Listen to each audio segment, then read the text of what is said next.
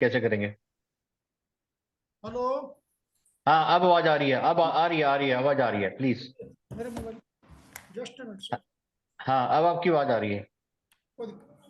Sir, I on behalf of JIPA and YAPA, first of all welcome all of you, especially Manoj Kumar Anandji and Dr. Tripti Rathi and our guest of speaker Advocate Hani Satpalji. Welcome Dr. Tripti Rathi ji and Good afternoon, sir.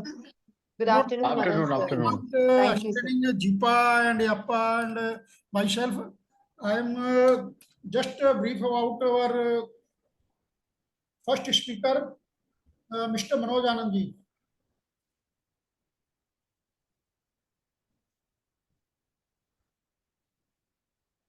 Mr. Manoj Anandji is 60 years CA and IP and director in with insolvency professional entity.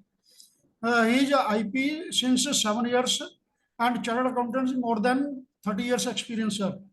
He is handling total 14 PG to CD assignments and more than 24 CIP of liquidation assignments under IBC. And is doing a CA practice as audit and income tax cases up to ITAT level mainly for corporates. And he has also academics in article writing published in national newspapers and Pioneer and Insolvency Professional. Also delivered lectures at Singapore in an international conventions on IBC. Wrote 2 books on insolvency. Number one, Practical Guide on Valuation and Legal Framework in India. And second one is Enterprise Management at CD by RP. And number three, visiting faculty at various seminars held by ICI, ICSI, IB, CBI, etc. And founder, president, YAPA, uh, special inviting member to various committees, running YouTube channels, IBC, IP Creatives. I once again thanks to our IP Manoj Anandji. Please share your valuable experience to our participants. Please, sir. Oh, no, thank you. Thank you. When our, my co-speaker, Dr. Tripati Rathi and Advocate Hani Satpal is there, I should confine myself to the low profile only. Okay, in any case, as a formal vote of welcome, I, on behalf of whole IP community, welcome our, understand Dr. Tripati is a teacher, our teacher, speaker, assistant professor, Symbiosis Law School, Pune, along with Advocate Hani Satpal from HS Legal. Dr. Deepti shall enlighten us on IM Information Memorandum, EOI, EM, RFRP, request for registration plan under Section 29, read with CRIP Regulation 35 to 38. Since resolution is a main objective of IBC, and in that process, IBC asks Chrysler to sacrifice their huge money. But this sacrifice or haircut can be reduced substantially by bringing in high quality resolution plan. The order to bring a high quality registration plan is in the preparation of information memorandum, expression of interest, evaluation metrics, and RFRP. In my practical experience, I've seen these documents doesn't sound very strong, but practically these are very, very strong documents, especially evaluation metrics and other things. Hopefully, we IPs all shall become more wiser after listening to Dr. Trupati today and shall contribute more to IBC 2016. I welcome again to Dr. Trupati. Okay, I also welcome our young advocate Hani Satpal from HS Legal for her deliberation on the recent judgments. Honorable Supreme Court has not only settled a lot of many issues, but also had given birth to a few new issues also. I remember adjudication by Honorable Supreme Court Judge Indira Banerjee in the famous Rainbow and Vidarbha cases, whereas the concept of secured creditor in case of government dues and consideration of liquidity for Section 7 application was given 360-degree turn, overriding IBC objective. Lately, I have also found many a times that NCLAT judgments have been given 360-degree turn by our Honorable Supreme Court. I remember in this regard, Greater Noida Authority judgment, Bharti Airtel, Paschimanaanchal Vidyut Vitran Nigam, visually our advocate Hani will enlighten us the logic behind all this 360 or 180-degree turn. Welcome, Advocate Hani Satpalji. Okay, I'm also one of the co-speaker there. So my topic is PG to CD. Yeah, basically PG to CD is younger brother of CRP, but lately it has gained a lot of prominence, especially after Dilip V. Javrajika judgment in November 2023 by the Honorable Supreme Court. After that, all NCLT benches are acting very fast, adjudicating all pending cases which were put on hold till this particular judgment of Dilip V. Javrajika judgment. It is a vast topic. RPs are facing many problems in handling all these cases because there is no written stuff available to handle practical issues therein. Today, I shall raise curtain on problems and possible solutions as per my wisdom, and shall take full session after the 2 weeks, as on 8th of June 2024 at the same time 4 p.m. Please bear with us, and let us now start my PPT of with this topic. My co-host, allow me to start my PPT. Yes, sir. You are also co-host, sir. You can do very well. Okay. So चलिए I'll be taking approximately 10 minutes already हो गए हैं, तो since I'm the host also, I would like to give more respect to my other co-speakers, and shall be taking another 20-25 minutes basically dealing with all this thing, and so that more time can be given to my other speakers also. I hope my PPT is now visible. This is a simple vote appeal, I thought of giving on this Yes, day. sir. Visual. This is a flyer which we have shared with everybody, and welcoming all our speakers and audience also there. Basically, I will discussing only those technical points which will have effect of PG to CD cases from insolvency professional perspective. I won't be discussing in detail because the time is very short. History of this cases, Lalit Kumar Jain, Javrajika judgment, and other important judgment. Procedural part of CD to PG cases. I be what practically doing this cases, what problems I have faced. I be simply discussing those particular aspects only, so that my basically our objective is to enlighten our IP brothers, so that whatever problem we faced doing initial cases, at least they don't face all those problems while doing cases now. Okay, if we see the market size, everything depends on the market size of the industry. And as far as this particular PG to CD cases are concerned, I've been able to knock 31st March 2024 cases. तो इसके अंदर अभी तक जो total cases हुए हैं 250 cases हुए हैं, और इसके अंदर जो अमाउंट इन्वॉल्व है वो है 1.88 लाख करोड़ ऑफ रुपीस. और अगर हम इसमें रिकवरी की बात करें तो it was a very big complaint for CRP cases that recovery there is also very less. But when we see the recovery in the cases of PG to CD, it is only 2.16% as far as IBBI data is concerned. तो इसके अंदर जो हमारी क्या कहते हैं 94 95 की main applications होती हैं, and everybody knows 94 is by the debtor and 95 by the creditor.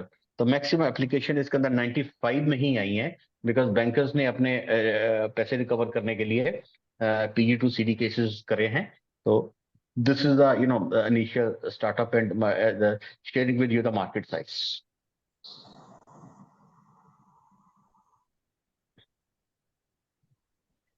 When we look into the main reasons of this insolvency, PG to CD cases, what I found practically, while handling cases by me as an individual or acting as a consultant for a lot of other IPs. First reason is that as far as Section 94 application is concerned, whatever if any surfacey proceedings are going on against a PG, they immediately file their application under Section 94 so that they can get rid of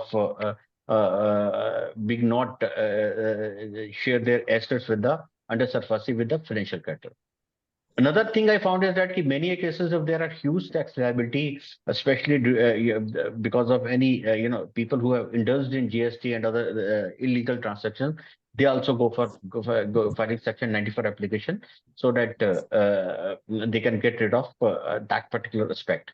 Business failure during epidemic, especially in hotel and airlines industry, now it is booming a lot, but that has also prompted some of the directors to go for that. Another reason I found is that whenever anybody has defaulted in CRP and he came to know that proceedings are going to be started against him, then he says instead of RP from the to be pointed from the creditor side, let me file my application under 94 and at least get some relief by appointing my own RP. तो एक ये भी एक aspect है because banks do take their time in approval all this in there. तो मैंने एक दो केसेस के अंदर देखा जो मैं हैंडल कर रहा हूँ, तो डेटर ने स्मार्टनेस दिखाई कि उसने पहले ही 94 की एप्लीकेशन फाइल कर दी. नेचुरली जो एप्लीकेशन पहले आएगी that will prevail, others will be kept in abeyance. Okay, section 95 की एप्लीकेशन का जो सबसे बड़ा रीजन है वो है कि मिनिस्ट्री ऑफ कॉर्पोरेट अफेयर्स ने इंस्ट्रक्शंस दी ऑल बैंक्स को थ्रू देयर एसोसिएशन की जो है इनकी कि you should file cases against all the directors of the defaulting companies who are already in the CRP. Specially आप इफ यू रिमेंबर हमारे यहाँ पे 12 बहुत बड़े केसेस जो होते हैं स्टार्टिंग के अंदर 2017 के अंदर उनके डायरेक्टर्स के केस. रीजन उसका यह था कि government was being heavily criticised कि आप इनकी कंपनीज को तो सीआरपी में ले आए हो लेकिन इनका जो है इंडिविजुअल डायरेक्टर्स का है इनके ऊपर तो कोई असर हुआ नहीं बिकॉज कंपनी के एसेट चले गए हो गए दाएं बाएं हो गए, they are living king size life. And I won't name it. I shall name it in my when I shall talk in detail. तो कौन से इन बंदों के बारे में उन्होंने कहा, तो फिर उन्होंने तो दे इंस्ट्रक्टेड कि they should move an application against them also. तो इस करके फिर banks were quite prolific and quite fast in filing application there. दूसरा मैंने रीजन ये देखा है कि जैसे सीआरपी के अंदर जनरली कंपनीज के एसेट्स होते हैं, जब हर सीआरपी प्रोसेस के अंदर डायरेक्टर्स ने गारंटी दी होती है, जब डायरेक्टर्स ने गारंटी दी होती है तो उनके पास जनरली जैसे स्पाउसेस हो गई, मेन डायरेक्टर हो गया उसका. प्लीज अपने आप को जरा म्यूट कर लीजिए. प्रवीण जी आप ध्यान दे लेना, जो भी थोड़ा सा वो है तो उसको थोड़ा सा म्यूट कर देना बीच बीच में, ठीक है. तो उनके अगेंस्ट भी ये क्या नाम टू पुट बेसिकली, हाँ मैं ये कह रहा था कि सीआरपी के अंदर जब वो केसेस चल रहे होते हैं तो जब डायरेक्टर्स ने गारंटी दी होती है तो just to have a good recovery और 12A के अंदर ताकि वो वापसी हो जाए, वो केसेस की सेटलमेंट वगैरह में ओटीएस वगैरह हो जाए, तो उस चक्कर में भी वो they put an application against directors to put a pressure on them. And in fact, I've seen this practically in my cases also. DD Motors is a very famous, the Maruti dealer in Delhi. तो इनके against CRP start हुई थी, तो लेकिन they were having a more worry when the 95 application was started against the director, because कुछ house wives होती हैं, ladies वो जनरल डायरेक्टर्स होती हैं, लेकिन थ्योरेटिकली उनकी भी गारंटी ले ली जाती है. तो that scheme with HDFC Bank was very successful, and they because of that particular pressure, this particular CD entered into 12A application and paid all taxes up to date, all dues up to date, including interest, penalty interest and everything there. मैंने सोचा कि वो जो रह गया था बाकी वाला तो प्रवीण जी जरा पीछे देखना आप प्लीज. मैं एक मिनट स्टॉप करके मैं टैली में मैंने एंट्री कर दिया, प्लस वो बैलेंस शीट वगैरह पूरी बना दी है और डायरेक्ट रिपोर्ट बना दी. प्रवीण जी जरा म्यूट करेंगे आप सबको. ऑडिटर रिपोर्ट या थैंक यू.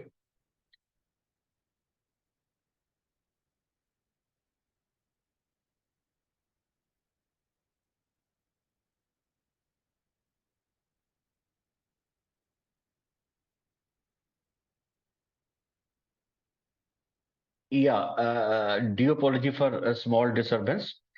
तो ये मैंने आपके साथ डिस्कस करा, जो मैंने प्रैक्टिकली देखा है कि ये केसेस स्टार्ट होने का रीजन 94 95 की एप्लीकेशन स्टार्ट होने का reason.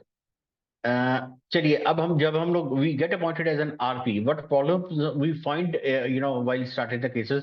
I am sharing that with you. सबसे बड़ी प्रॉब्लम आती है कि जैसे हमारे यहाँ पे पब्लिक नोटिस फॉर्म ए के अंदर जाता है, सीआरपी में फॉर्म बी के अंदर जाता है लिक्विडेशन में, इसके अंदर भी हमारे को public notice with in 5 days I think देना होता है अंडर सेक्शन 102। तो इसका कोई फॉर्मेट ही प्रिस्क्राइब नहीं है। जब इसका कोई फॉर्मेट ही प्रिस्क्राइब, तो आरपीज आर रियली वरीड कि हम किस फॉर्मेट के अंदर इसका पब्लिक नोटिस दें। तो what mistake they do is that they take the format from bank from form E का जो CRP का फॉर्मेट है उसको लेके वो पब्लिक नोटिस दे देते हैं।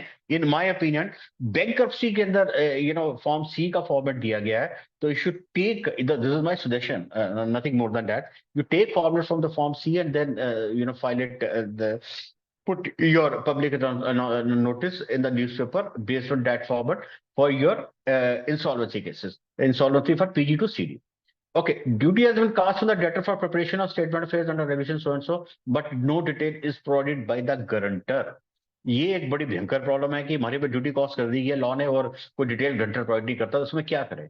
तो उसमें हम यही कर सकते हैं कि जो हमने initially form A and C file करा था उसके अंदर जितनी डिटेल है, and to that extent you file the prepare the statement of affairs accordingly. Duty cast on RP for preparation of repayment plan against no details provided by the grantor. This is a repetitive of my above thing. इसके अंदर earlier file report, because actually basically ना ये जो हमारा PG to CD का process है, ये process ऐसा है कि पहले एप्लीकेशन हम ये फाइल करते हैं, इंटरम मोनिटोरियम एकदम स्टार्ट हो जाता है, उसके बाद हम सेक्शन 99 की रिपोर्ट फाइल करते हैं, फिर कोर्ट 100 सेक्शन 100 के अंदर इसको ऑर्डर करती है, फिर उसके बाद 102 के अंदर हम ये स्टेटमेंट ऑफ अफेयर्स वगैरह सब कुछ बनाते हैं, फिर 103 वगैरह के अंदर ये रीपेमेंट प्लान वगैरह हम सबमिट करते हैं, तो उसके बाद फिर ये जो 103 104 के अंदर, देन आफ्टर दैट 109 के अंदर कोर्ट ऑर्डर पास करते हो। तो एक सारा चीजें एक दूसरे से लिंक्ड है। जब चीजें लिंक्ड है तो जब हमारे को रिपोर्ट वहां पे फाइल करना जरूरी होता है तो कोई डिटेल मिलती नहीं, तो हम क्या करें? What solution we have? The solution for that is file report and section so and so, या okay, duty cost and so and file जो उसके 104 की आपने रिपोर्ट करनी है, तो उसके अंदर आप सिंपली एक यही रिपोर्ट फाइल कर दीजिए कि मेरे को कोई डिटेल नहीं मिली, we should go for the closure of this thing. 30/1/2024 तक तो ये क्या कहते हैं, क्रेडिटर्स की मीटिंग करना भी जरूरी नहीं था, बट 30/1/24 के बाद उन्होंने अमेंडमेंट ला दी कि आपको क्रेडिटर्स की मीटिंग करना पड़ेगा, तो you have a creditors meeting and inform it there. Okay, another problem we face is that no format for report in the section 99/104 list of creditors and so on is available. ये तो हम लोगों को भी बड़ी मुश्किल हुई जब हम लोगों ने केसेस स्टार्ट करे, तो इसका सोल्यूशन तो सिर्फ यही है, trial and error is the only solution. If anybody gets stuck up, he can knock me. I can also share reports which we have submitted there. A lot of people have already knocked me many a time, and I do share with them.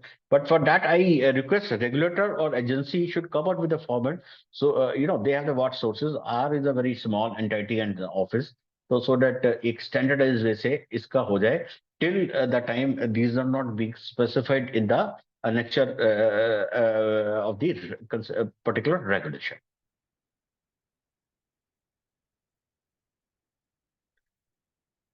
Notice time limit 7 days prescribe करेगी under the section 1077 करेगी, regulation के अंदर 14 days prescribe करेगी है। तो इसका solution ये है कि आप पहली एमओसी के अंदर ही, जैसे हम सीआरपी के अंदर करते हैं, 1 या 2 दिन का आप वो अप्रूवल ले लीजिए एंड अकॉर्डिंगली नोटिस देखना शुरू कर दीजिए। बिकॉज अगर 7 और 14 दिन का कि आप स्टैंडर्ड गाइडलाइंस में जाएंगे तो इसका मतलब ये है कि एक महीने में एक ही मीटिंग कर पाओगे, और टोटल इसके अंदर 180 days है केस खत्म करने के लिए। Okay, NCLT benches started asking legal documentation, power of attorney, legally and authorization from applicant director in favor of RP to initiate proceedings under section 94. इसके अंदर we need to be very cautious because we should not obtain any document which should show that we are related to other. But no, earlier, when we started this practice 2 years ago, then benches were quite frantic in asking all this thing. Now they are a little bit relented and accepting the application filed in Form A. From the under section 94 for the debtors. Okay, now मैं थोड़ा सा fast move करूंगा because slides 8-10 अभी और हैं जो मेरे को करना है। Pre requisite for filing application under section 95 by the creditor, application file करना, बिकॉज इसके अंदर इंटरम मोटोरियम अंडर सेक्शन 100 एकदम स्टार्ट हो जाता है। We should file the application in a very diligent manner, क्योंकि otherwise it gets stuck up with the registry or maybe with the NCLT also. तो इसमें क्या क्या पॉइंट्स है जो हमारे को एप्लीकेशन फाइल करने के लिए देखने हैं, वो ये हैं. We need to check the limitation. Section 13 subsection 2 SARFAESI act के अंदर अगर क्या कहते हैं बोरोअर को नोटिस इशू करा गया है, तो that won't be applicable as far as are revocation of guarantee is concern, because it is a separate proceeding as per law. We should thoroughly see CRP NC or NCLT order if it is in place. Bank statement of the CD should be seen. Sanction letter of the the sanction letter of the financial creditor to be seen. Guarantee deed should be seen properly. Balance confirmation should be seen from the angle of limitation. 3 साल के बीच में ही होनी चाहिए, और आपको जो guarantee है वो भी आपको रिवोक करनी चाहिए with in a period of 3 years. Documentary evidence of guarantee eligible is form so and so and सो. तो ये कुछ हम लोगों ने प्रैक्टिकल मैंने पॉइंट्स बनाए थे, which PPT I shall be sharing with you. जो यूट्यूब चैनल पे आप लेटर ऑन दे सकते हैं. तो इनका you take a caution, because अगर इनके अंदर कोई कमी होती है तो इसी बेस पे आपकी एप्लीकेशन रिजेक्ट हो जाती है, एंड सारी की सारी आपकी जो मेहनत करी हुई होती है वो खराब हो जाती है. Another thought comes to with the IP is that if no CRP is going on, can proceeding as PG to CD be started? Yes. Section 2 says very clearly. Section 2 subsection E says that he should be PG to CD, and you can do it there. Honorable Supreme Court has interpreted in that way. In fact, Honorable Supreme Court has gone to the extent to saying that even if no CRP is going on, this proceedings can be started. If proceedings are going on at DRT, can petition against him be filed at NCLT where it should be adjudicated? Yes, yes. DRT के अंदर एक different situation में petition file होती है. NCLT में सिर्फ PG to CD के cases की ही फाइल होती है. ये ओनली कंडीशन इज कि 2E का जो हमारा है इट शुड बी देयर, और सेक्शन 60 के accordingly you can request to the DRT to transfer the case to the NCLT also. CRP petitions are going on at different places. Many times it happens that applications under section 7, 9, 10 is filed at different places. Then where the PG to CD shall file his application, either under section 95 or 94. In that case, there's no precedent, but it happened in the earlier CRP cases whereby Videocon case, all the cases are clubbed to the Bombay NCLT. Similarly, I hope something that will also not, but you can file an application with the principal bench for the guidance if you come across any of such situation, whereas CRP proceedings application is filed but not adjudicated till filing of your application. If many applications under section 95 are filed against PG to CD, because you're not aware of it, who have filed a section 95 application against you. For example, a person can be a director in 4 companies, and one company's registered office is in Bombay, another's in Delhi, and fourth one is in Chennai. In that case, one of the financial creditors have filed an application against him in Delhi. If he has filed an application against him in Delhi, what Bombay and Chennai will do? In that case, what this thing practically happened with me in the case of Intech Capital versus Vipul Khan. There were earliest filed in that case, the earliest filed RP application shall be taken care of it, and he shall be appointed as an RP, and rest can file claim against that and keep their petition in abeyance till the acceptance of the earliest petition filed by the RP. Limitation applicably from the date of execution of papers or from the date of revocation? Definitely from the date of revocation as far as contract crisis is concerned. Where to file the application? 2E, where registered office of the company is there. And, if you are filing application under IBC, then definitely at NCLT and otherwise at DRT. Here, one situation also comes out to be there. I think I'm covering it in my next question. That is also very important. Can PG recover amount from CD later on the payments made to creditor? This is a very pertinent question, that if, for example, if PG has paid the money, can he recover the money from from the CD later on, or if the company has already gone through the whole CRP process and new promoters are there, can he recover the amount from the new CD or not? Answer for that is, let's understand the basics first. As far as contract is concerned, that under section 145, there is an implied promise to indemnify surety by the borrower for all rightful sums paid under the contract of guarantee. But section 31 of the IBC says approval of the registration plan is absolute and binding on all, including PG to CG. In that case, some split shall not be rightful and PG shall not be entitled to a WD5 from the city. Meaning thereby कि हमारा जो IBC है 238 के section के accordingly it exceeds contract act. अगर आपने क्या कहते हैं पीजे ने पैसे पे कर दिए हैं और उसका रजिस्ट्रेशन 31 के अंदर ऑलरेडी आ गया है, सेक्शन 31 के अंदर रजिस्ट्रेशन प्लान ऑलरेडी अप्रूव हो गया है, तो in that case you may not be for you it may not be possible to recover the money as a right of subrogation.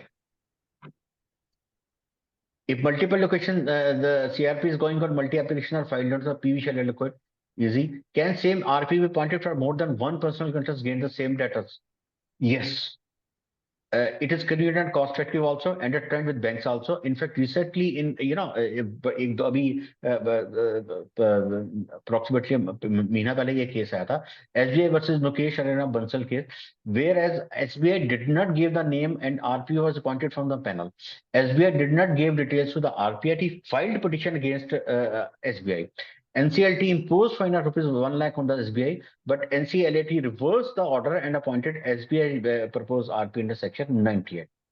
I reserve my comments on it. I shall talk about it in detail because with due respect to the NCLAT, the interpretation taken by them for section 98 by removing that particular RP perhaps need to be re-looked into. Okay. If a partner director from an IP is RP of the CD, can he be appointed as RP of the personal contract? No, yes, with effect from 31/1/2024. Earlier, no, because explanation 3 to regulation 4C specifically prohibits it. हम लोग ही गलती नहीं करते। I just come across कि हमारे यहाँ पे एक एथेंस का केस बड़ा इंपॉर्टेंट था, उसके अंदर एनसीएलटी बेंच ने आरपी को ही पीजी का और सीडी का आरपी अपॉइंट कर दिया। If a partner director from an IP is RP of CD, can the other partner director be appointed as RP of PG? Yes, because there is no specific exclusion except as per regulation 4, which restricts the appointment that he should not be representing any party in the registration process, meaning thereby PRA or SRA. Application filed with the registry says so and so date, then hearing came out on so and so, first noted by L6 so and so. When interim moratorium will start? Interim moratorium will start immediately on filing. I put this question specifically because some people get confused with the CRP proceeding, where on the acceptance of the application moratorium under section 14 starts, but in the case of PG to CD, it starts immediately filing the application. Default amount rupees 1,000 as per section 88, but application below 1 crore are not accepted by many NCLT benches. Only recourse available to you in that case is to file with the DRT, and because they said that IBC is applicable only when there's a default amount of 1 crore or above. So in that case, you have to file compulsorily application to DRT. That is why you will see that in my initial style, 25 applications has been filed at DRT instead of at NCLT. One more anomaly I found while doing the cases that there is something wrongly mentioned in the rule book act. That section 113 gives reference to section 99 for decision taken in MOC. In my opinion, it should have been section 112. In any case, I thought of sharing with you. Okay, there has been two very big controversies. One controversy is it is with reference to the replacement of RP under section 98, and another controversy is that can co-borrower act as a PG to CD and file application under section 95. तो ये अभी दो जो issues आए हैं ये अभी adjudicate नहीं हुए, डिस्पाइट जवार्जी का और Lalit Kumar Jain and other cases के अंदर बहुत सारे इश्यूज ऑलरेडी एडजुडिकेट हो गए। तो ये इश्यूज में अगर आप कभी फंस जाओ या कभी आपके पास आ जाए तो आई एम एनलाइटनिंग यू कि ये इसके अंदर फॉर एंड अगेंस्ट के अंदर क्या क्या प्रोविजंस है। तो पहले हम इसको थोड़ा सा डीपली देख लेते हैं। पहला जो मैंने लिया है replacement of RP under section 98। हमारे सीआरपी प्रोसेस के अंदर क्या होता है, 2/3 मेजोरिटी के साथ जब भी सीओसी चाहे आरपी को चेंज कर सकती है, but that situation is not there in the case of PG to CD cases. Why that situation is not there? Let me read it you with the relevant portion of the section. section, here section 98 deals with the replacement of the RP. Section 98 subsection 1 says where the debtor of the creditor is of the opinion that the resident professional appointed under section 97 is required to be replaced, he may apply to the adjudicatory authority for the replacement of such a resolution professional. आपको ये plane इसको पढ़ के ये लगेगा कि debtor the creditor जब चाहे अपॉइंटेड उसको रिप्लेस कर सकते हैं. अब ये इतना आसान नहीं है. Most offly there is ambiguity in the language. या लैंग्वेज इस पे प्रॉपर नहीं लिखेगी. ये इस चीज का हमारे को तब पता चलता है when we read the subsection 4. What subsection 4 says? Subsection 4 says that without prejudice to the provisions contained in subsection 1, the creditors may apply to the judicial authority for the replacement of the resolution professional, where it has been decided in the meeting of the creditors to replace the resolution professional with a new RP for implementation of the repayment plan. Meaning thereby कि यो subsection 4 कहता है कि creditors को right है RP replace करने का, लेकिन उसको राइट कब मिलता है? उसको राइट तभी मिलता है जब उसको क्या कहते हैं रेजिडेंशियल प्लान को उसने इंप्लीमेंट करना है. Before that he has no right. तो अगर सेक्शन 98 सबसेक्शन 1 के अकॉर्डिंगली उसमें ऑलरेडी एक ब्लैंकेट राइट था, तो फिर 98 सबसेक्शन 4 की राइट देने की कोई जरूरत नहीं थी. तो basically what is missing in the subsection 1 is that कि उनके कहने का मतलब ये है कि debtor appointed RP can be change bye the debtor, creditor appointed RP can be change by the creditor only. So that is there.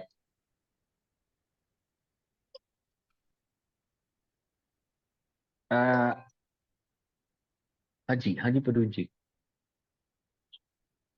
कर रहा हूँ. ओके, तो प्रवीण जी का फोन आया कि थोड़ा सा समराइज कर लो. तो I am moving it bit fast so that my other speakers can have more time to deliberate on their topics. This is there.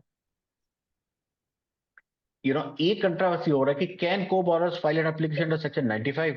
तो इसके बारे में भी यस और नो है. Since there is scarcity of time, I won't be discussing it in detail, but I'm just putting it before you so that later on you can look into it, because we have seen it that in the case of NBFC, especially in the northern region, that they always treat the directors as a co-borrower rather than as a guarantor. तो उस case के अंदर yes और no में क्या है आपकी जो सिचुएशन होगी that you can understand.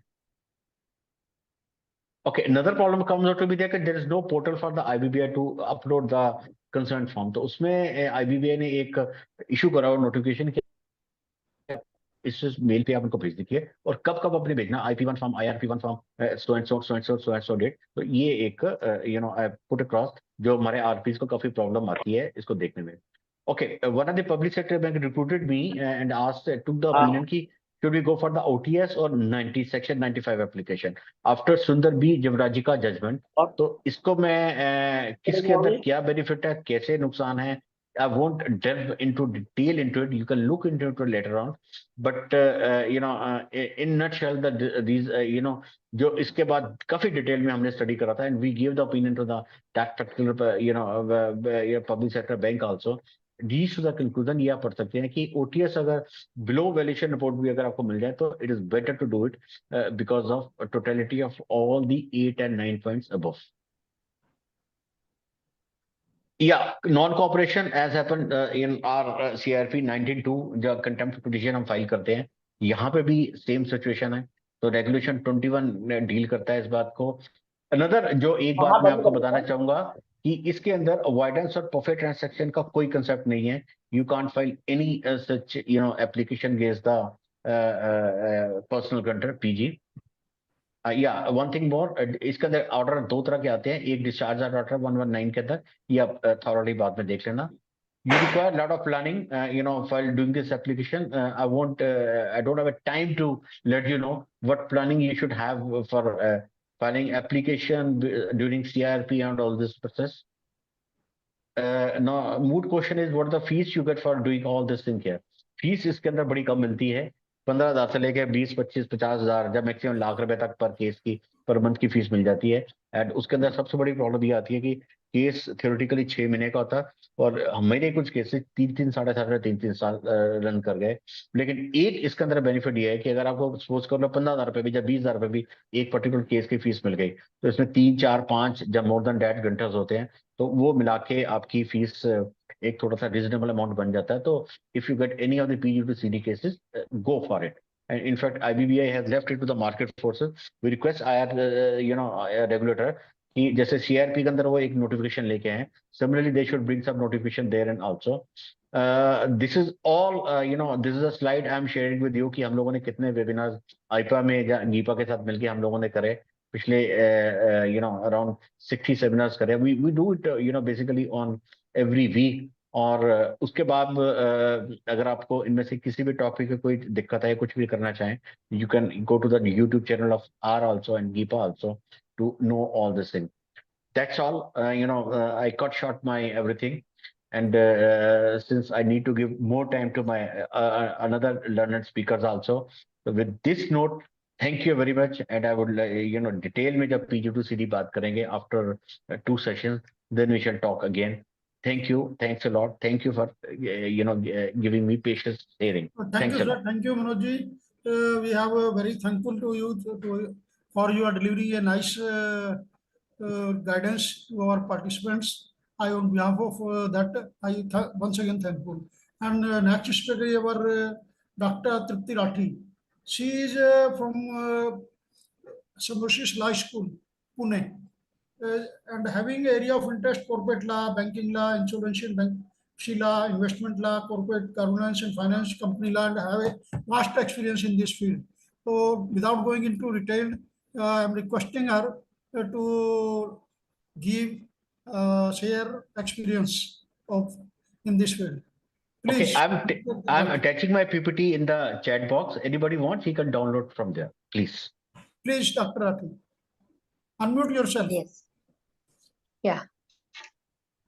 Good evening, sir. Good evening, Manoj sir. Good evening, all of you. Yes, today I'm going to talk on this information memorandum, EOI, and evolution metrics. Thank you, Parveen sir and Manoj sir, for giving me this opportunity. Basically, I can share this that it is a significant forum for me because you all are actually practitioners and I can say very expert in this field. So I now have to see that how I can contribute in this. So definitely I will try my best, sir, to give insights on this topics. And I'm thankful to Manoj sir also for these insights on PG to CD, which are very important for us being an academician. So yes, I will start my presentation. And yes, I can share my screen as well.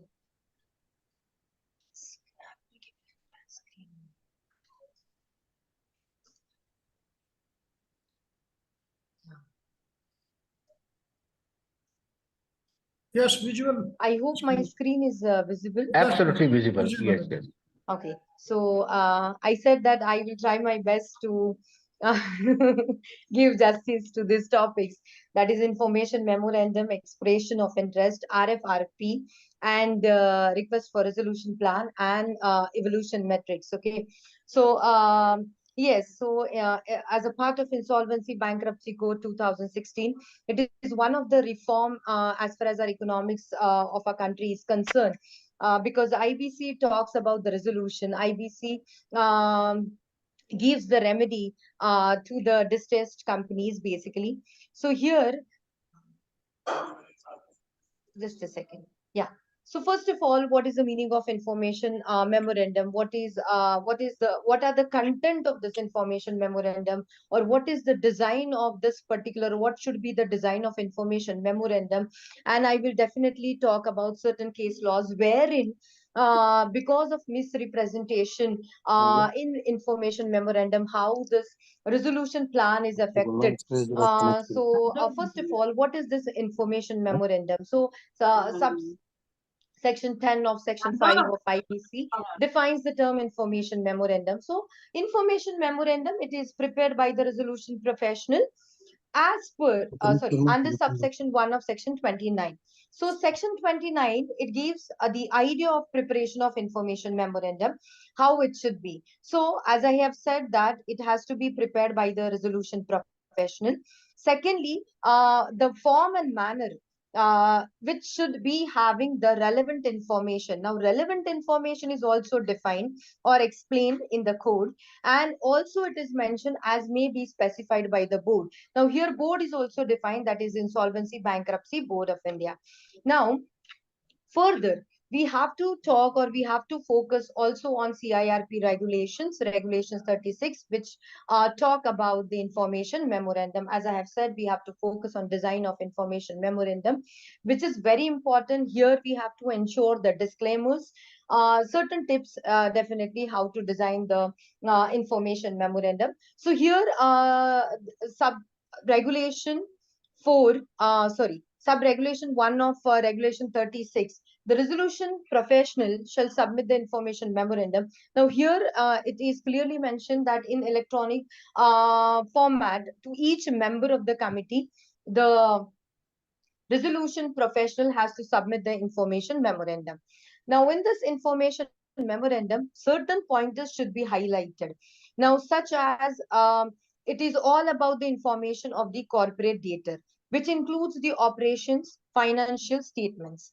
Now, to here, one more pointer, to whom we have to submit this information memorandum, I have said that to the prospective resolution applicant, and shall contain the following details of the corporate details. So, in the design of information memorandum, as I have said, all the details of corporate debtor includes its operations and financial statements. Here we have some practical challenges also. So I will talk about this later. Now here, this has to be submitted to the PRAs, that is prospective resolution applicants. And now in the content, this is really important, that what should be the part of this information memorandum, or what can be, what has to be their as in information memorandum. So one thing is that is the assets and liabilities of the corporate data. Next one is the latest annual financial statements, audited financial statements of the CD. Now, one of the practitioners, the way you are, that is the insolvency professionals, he clearly mentioned that we face this particular challenge, that when the company, that is the corporate data has not done this particular, or these documents are not there basically. So what can be done here? That is also one of the challenge before the resolution profession. So audited financial statement of the corporate data of last 2 financial years, and provisional financial statements of current financial year. Next is a list of creditors, in which we should mention names of creditors, then the amounts claimed by them, then the amount of their claims admitted, and the security interest. Security interest is defined under Surface C, Securitization and Reconstruction of Financial Assets and Enforcement of Security Interest Act. Now, next is the particulars of debt, that is the details of debt due from. So here we are talking about the dues also from the corporate data, that has to be mentioned. Then details of guarantors has to be mentioned in the information memorandum. The names and addresses of the members, partners holding at least 1% stake in the corporate data. So here, the crucial part is that in the information memorandum, all the essential details of corporate data should be there.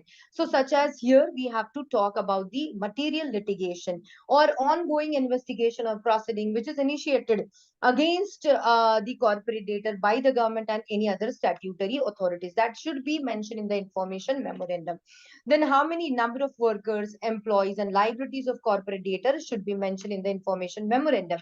Next is the company overview, including, that is the snapshot of business performance, key contracts, key investment highlights, all these details, including income tax returns, input credit of GST. And I'm sure that all these insolvency professionals are ensuring that all this information should be there in the information memorandum. Now, next is the details of business evolution. This is I can say this is really important, because here we have to talk about the background of the company, the potential of the company, the causes of collapse, the capacity of the company, because here we want the resolution, we want to save that particular company, we want to sell the assets of the company, capacity of that particular company, track record, product demand, and plus any other litigation if it is going on, we have to mention in the information memorandum. So in this, if you will see, this is the gist basically what should be there in the information memorandum. Next is sub-regulation 4 of regulation 36. It says that the resolution professional, I'm so sorry, I have to put in the slideshow. Yeah, so the resolution professional shall share the information memorandum. So here, resolution, now it is the duty of the resolution professional that the person has to share the information memorandum after receiving. Now here, it is subject to submission of undertaking from a member of the committee to the effect that such member or resolution applicant shall maintain confidentiality of the information. So here the resolution professional has to ensure that to whom he is submitting the information memorandum, that information the person has to, this resolution applicant shall maintain the confidentiality. It is the concept of governance, transparency, confidentiality of the information, and shall not use such information to cause an undue gain or undue loss to itself. So here it is quite clear that what the resolution professional has to ensure with respect to this information memorandum. So it is clearly mentioned that the resolution applicant has to maintain the confidentiality of the information, and he should not or she should not use the information to gain undue advantages or undue loss as well. Now, yes, I should mention this very clearly that it has to comply with the requirements under subsection 2 of section 29 of this IBC. Now, certain case laws with respect to information memorandum, if you will see this case, Industrial Services versus Burn Standard Company Limited, in this it is clearly mentioned that the first step in inviting the resolution plan is for the resolution professional. So first step is for the resolution professional is that to prepare the information memorandum. And then they have to draft the eligibility criteria for the PRAs. Then with the approval, of course, this has to be done with the approval of the Committee of Creditors, COC, for PRAs to submit resolution plan. So the first step of the resolution plan, in inviting the resolution plan, the first step is that the RP has to prepare the information memorandum. Second, he has to draft the eligibility criteria subject to the approval of COC for the PRS to submit the resolution plan. Now here, one thing again, one thing which is very important. So eligibility criteria, now here typically would prescribe a minimum net worth or turnover or other financial parameters to be met by the PRS to be eligible to this to submit this resolution plan. So eligibility criteria, we have the provision also which talks about the eligibility criteria that has to be ensured by the resolution professional with respect to the submission of this resolution plan by this PRS. Now, next is once the PR is eligible. Now, once PR is eligible to submit the resolution plan, the IBC, it is clearly mentioned that RP giving an information memorandum and other relevant information to the PRA to help it prepare a resolution plan. Now, resolution plan, when RP invites the resolution plan, these are the necessary, I can say the conditions. So the first thing is that in IBC, it is clearly mentioned that RP has to give the IM and all the relevant information to the PRA so that on the basis of that, PRA can make the resolution plan. So this is quite clear and it is clearly mentioned in this particular case law. Next is this Bhima Lesh, Bharadwaj and others versus Value Infratech Private Limited. In this case, what happened? The appellate tribunal was of view in the present case that the information. Now here, this is we have to be very careful while making the information memorandum that the information memorandum was not prepared with full and correct details of assets and liabilities of the corporate data. So that is the reason this information memorandum, this step is very crucial because it should contain all the correct, true and correct information of corporate data. So here also it is clearly mentioned that it was not prepared with full and correct details of assets and liabilities of corporate data. So RP also did not pursue the application filed under subsection 2 of section 19. Then what was the result? As a result, the committee of creditors decided to abandon the step of inviting of expression of interest for resolution plan. So that is the reason, the first step, that is the preparation of information memorandum. So the RP has to be very cautious. RP has to ensure that all the minute details are mentioned of the corporate data in the information memorandum, so that we have to, we can avoid this kinds of repercussions. So thereafter, in undue haste, the COC decided to go for liquidation of the corporate data. So the major concern was that the RP has not given or mentioned full and correct details of assets and liabilities of the corporate data, so that the COC decided to abandon. So here they have not taken the step of inviting the expression of interest for the resolution plan, and then they went for this option, that is the liquidation of the corporate data in this particular case, basically. So it found that the COC was not, now here in further, in this case itself, it is found that the COC was not constituted in accordance with the provisions of IBC, and CIRP was not pursued with the fairness and due diligence. Now, fairness and due diligence by the RP, it is with respect to this IM, that is information memorandum, then expression of interest, and then evolution metrics. In this three concepts, the due diligence by the RP is very important. And the resolution for liquidation of the CD was taken in a meeting with an improper voting share. So here, basically, in this particular case, three concerns have been raised, or issues were raised. So particularly one issue which I have said just now, that it is incomplete information memorandum. Secondly, the COC was not constituted according to the provisions of IBC, and again the CIRP was not perceived with the, now here, fairness and due diligence of by the RP.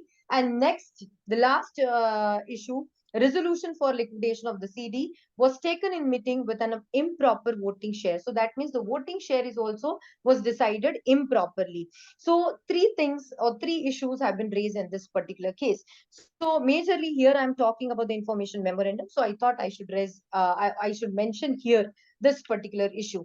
So now in next case, this is a recent case. I mean to say to a 2022 case, Kushal Limited versus Karthik Baldava. Now this is very important. In this, what happened, that after approval of the same, that is the resolution plan, the appellant filed an application before the adjudicating authority to recall its order, stating that RP in its information memorandum had misrepresented the production capacity of the corporate data. So that is a reason. So if you will read this particular case thoroughly, will actually realize that this information memorandum or preparation of information memorandum is crucial at every stage. We have to be very cautious. We should mention the disclaimers with respect to this, because if we want to avoid this kind of repercussions, especially the liquidation of corporate data or withdrawal of application, so that is the reason the information memorandum should contain true and correct information and detailed information of the corporate data. Now here, expression of interest, it is all, it is a concept, collective concept, you can say. I am expression of interest, RFRP, and this EM, that is evolution metrics. So in this, what is the meaning of this expression of interest? Basically, it is a statement by the PRA, by a PRA, that is prospective resolution applicant. So here I have just mentioned the simple formula. I know already you all are expert, but just I am trying my best. Here, according to the CIRP regulations, the PRI, that is the prospective resolution applicant, the person has to submit the that is expression of interest for the corporate data. Now here, subject to certain prescribed conditions and undertakings, various conditions, and plus this PRA should get the access to the IM that we have already discussed, that if this PRA has to submit this expression of interest, they should have the access to the IM and relevant information of the corporate data. So the detailed process for inviting and submitting the expression of interest is mentioned in Regulation 36A of the CIRP. So here, expression of interest, one more thing I just want to show you all. So here, Form G is important when we talk about the expression of interest. So the resolution professional first has to be published this Form G. Okay, as a published particulars of invitation of expression of interest in Form G. Now, Form G you will find in the schedule of CIRP regulations. Just for your information, I'm just showing that this is the um, a second. Okay, can you see all of you this form? Anybody? Can you see? Okay, this is a form, basically invitation for expression of interest. So in this especially, we have to see this eligibility for resolution applicants. The eligibility mentioned 25(2)(h) of this code, that is IBC. So yeah, so here I wanted to mention that the Form G has to be published. The Form G has to be published in English language, one newspaper language should be English. The another one should be published in regional language. And now in which area, wherever the CD is having the registered office or principal office or any other location, where in the opinion of the RP that the corporate data conducts the material business operations. Now it has to be published on the website, if any, of the corporate data. Then it is also mentioned very clearly that it has to be published on the website, if any, which is designated by the board for the purpose, and any other manner as may be decided by the company. Now, what are the content of this Form G? I tried to show you all. One is the basic information, all the basic information of the corporate data, the timelines for the submitting the expression of interest, eligibility criteria. Now here, apart from section 25(2)(h), we have to talk about section 29(a) as well. Timelines for the CIRP starting from the submission of expression of interest, and all the details of resolution professional and any other relevant information. So here, one thing, yes, it is mentioned in my slide also.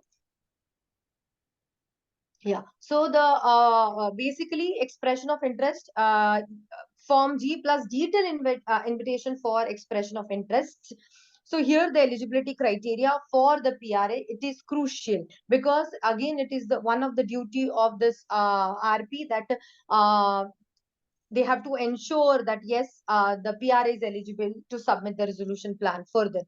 Then the eligibility criteria for the PRA. Next is the ineligibility norms under section 29A, which this particular section 29A. Here, I would like to mention one important point. Yes, the research is going on. Lot of debate is also going on, particularly on section 29A, because it talks about the disqualifications, who cannot submit the resolution plans under this particular section 29A. So basically, there is a correlation between the Companies Act 2013 and section 29A. So as per section 29A, there are no amendments in the Companies Act 2013, and certain challenges are also there. You must be aware also that MSME is also exempted. That means section 29A is not applicable to the MSME. Okay. So, yes, coming back to the expression of interest, eligibility criteria, then ineligibility norms under section 29A. The next is basic information about the corporate data. So here an expression of interest submitted by the PRS must be unconditional. And one more thing, it is also referred as a non-refundable deposit. It is for the submission, there are no fees or no non-refundable deposit as such. That means no need to pay anything for the submission of expression of interest. Earlier it was certain charges were there. So here again the simple formula, PRA plus this expression of interest plus certain documents has to be submitted. So in the context of documents here, It means various undertakings. Undertakings means eligibility criteria undertaking by the PRA, undertakings not disqualified under section 29A of the IBC, then undertaking which notifies that RP, notify RP, it becomes now undertaking. It means that PRA will notify to the RP if becomes ineligible, and undertaking with regards to this information that it is true and correct, and the confidentiality undertaking. So all these documents has to be submitted along with expression of interest. Now, there is one of the challenge, again, I can say very important challenge before insolvency professional or resolution professional, that the due diligence or this compliance, all this particular procedure in IBC, there is a timeline, and it is clearly mentioned that within this particular timeline to finish this particular due diligence or compliance is a very difficult. So one thing here, it is clearly mentioned that once RP, so resolution professional, receives this expression of interest by this PRA. Now, in this particular scenario, RP has to conduct the due diligence. Okay. Now, here, based on the material on record or the provisional list of PRAs has to be prepared by the RP, then due diligence plus the prospective resolution applicants is in compliance with the eligibility criteria Ma'am, drafted I'm by the sorry, COC under section 25(2)(h) of the IBC. Yes, ma'am, I should wind up. That's what somebody said. 8 seconds. I can't see anyone. ma'am, 29A due diligence to be done at this stage or after receiving resolution plan? One sec. I can't hear. Oh my God. Oh, stop share. Yeah. Yes, sir. You said something? 29A due diligence to be done at this stage before publishing provisional list of PRAs or after receiving resolution plans? No, yes, sir. It is at the stage of expression of interest, sir. That is the reason I have mentioned clearly that eligibility criteria, then ineligibility under section 29, sorry, as per section 29E, that has to be submitted. And then after expression of interest, then the list of provisional list will be prepared, sir. Okay, okay. Thank you. Thank you. Can I continue or I should stop, sir? I have not completed, by Please the way, continue. only Please two continue. concepts. Please continue. Sorry to. Okay, fine. Thank you. Where is the sharing option? Yes.